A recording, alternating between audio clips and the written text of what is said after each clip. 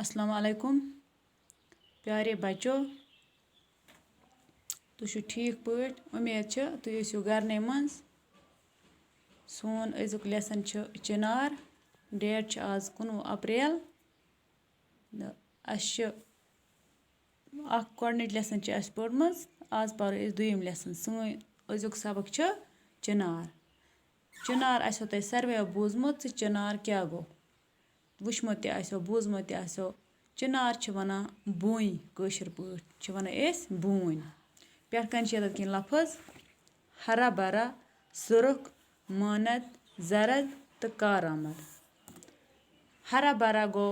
use हसा वहकिस वहरिस रोज सरसब्ज सुरख गो वजुल मानद गो हिहुई छ इस वना कुन चीज छ हिहुई जरद गो नु ज्यादा लिदर तो नु ज्यादा वजुल इतकन तय ब्रखन के हयत शक्ल अथ वना एस जरद कारआमद गो युस हसा बकार इन वोल कह चीज आस चिनार कश्मीर का सबसे बड़ा दरख्त है दपा बोन हसा छो या कश्मीर सर्वे खोत बोड कुल इसका कश्मीरी नाम बोन है दपा कशर पट हसा छ वना अथ बोन यानी कि कश्मीरी जबान में छ वना अथ बोन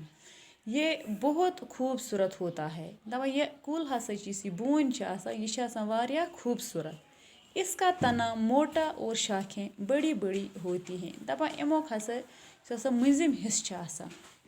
गोड़ हर कुन लंजन तम मंजिम हिस्स सह वारिया मुट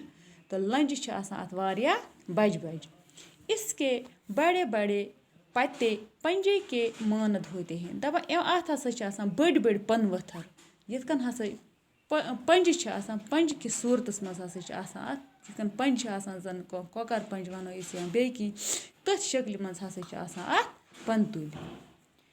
इस दरख्त का साया घना और फैला होता है दपा इम कुल्युक साय शहजार हसा वारियाहस फहलित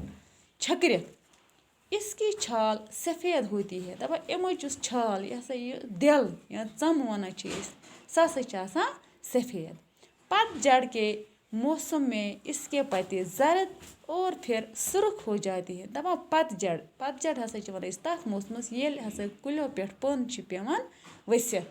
तो दपा तम दो हसा अत गोडनथ रंग थोड़ा जर्द तो पत हसा सुर्ख यानी कि वजुल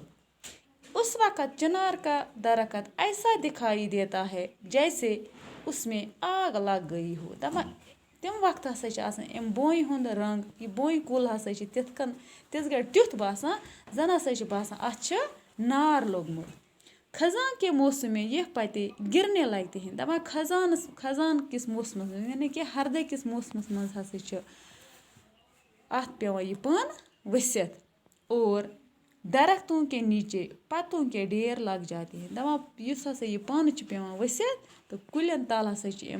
पनुक ढेर गसान बच्चों तो पर्न योत कह सत याद त कर उम्मीद तुह दियो पान ते अत घर नजर तो तालीम दियोस बे करियो पन्निस नोट बुकस पे यह